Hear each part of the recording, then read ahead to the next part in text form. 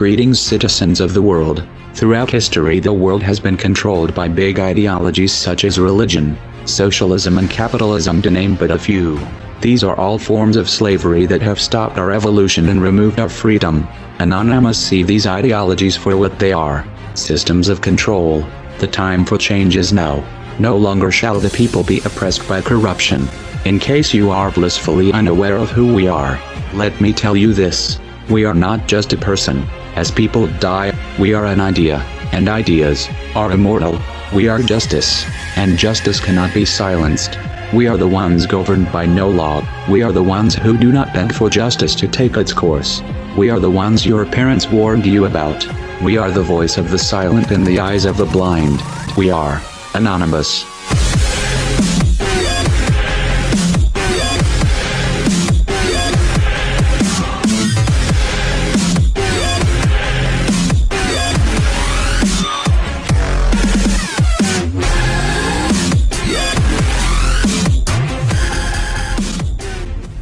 The tendency to relate past events to what is possible in the present becomes more difficult as the scope of the geopolitical environment changes. It is a useful thing, then, to ask every once in a while if the environment has recently undergone any particular severe changes, thereby expanding our options for the future. Terminology, let alone our means of exchanging information, has changed to such a degree that many essential discussions in today's communications age would be entirely incomprehensible to many 2 decades ago. As the social, political and technological environment has developed, some have already begun to explore new options, seizing new chances for digital activism, and more will soon join in. It is time for the rest of the world to understand why. Everywhere you look, the world is suffering. Wars of aggression, companies dumping toxic waste everywhere, governments supporting the poisoning of our water. 1/3 of the world goes hungry, while the other 2/3 throws away 1/3 of their food. We are digging up all the coal and oil of our planet instead of researching renewable methods. Governments and corporations constantly lie, kill, and extort the entire planet's population, just for profit, where in America the richest 1% have 42% of the money. You shouldn't have to be convinced that the system we live under must come to a stop.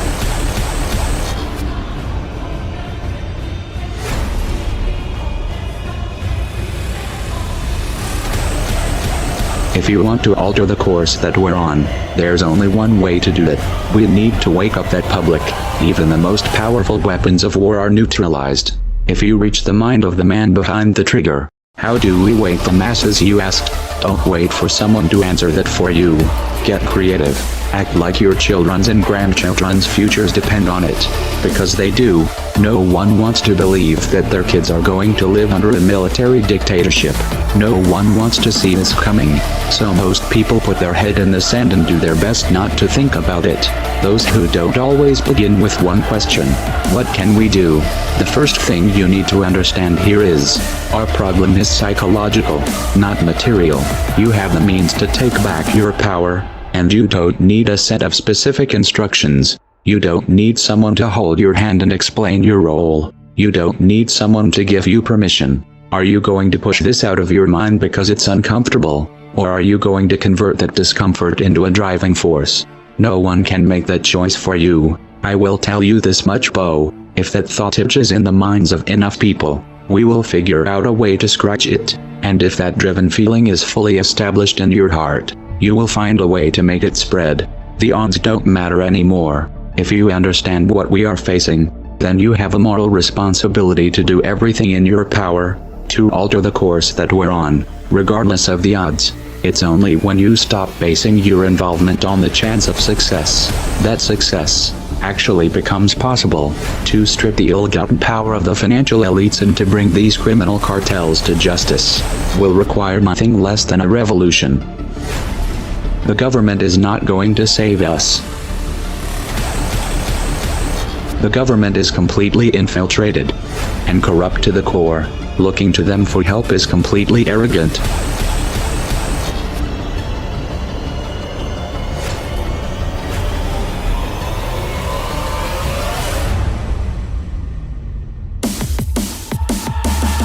We have to actively work to wake up as many people as possible about what is happening and the direction we are heading.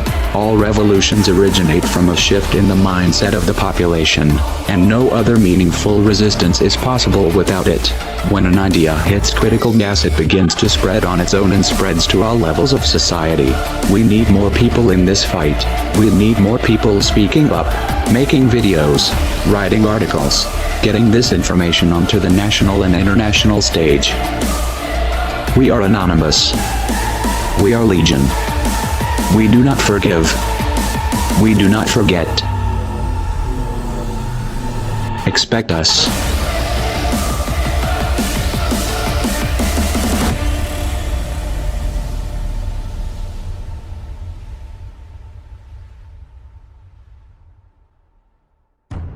We decided long ago that the dangers of excessive and unwarranted concealment of pertinent facts far outweighed the dangers which are cited to justify it. And there is very grave danger that an announced need for increased security will be seized upon by those anxious to expand its meaning to the very limits of official censorship and concealment. That I do not intend to permit to the extent that it's in my control.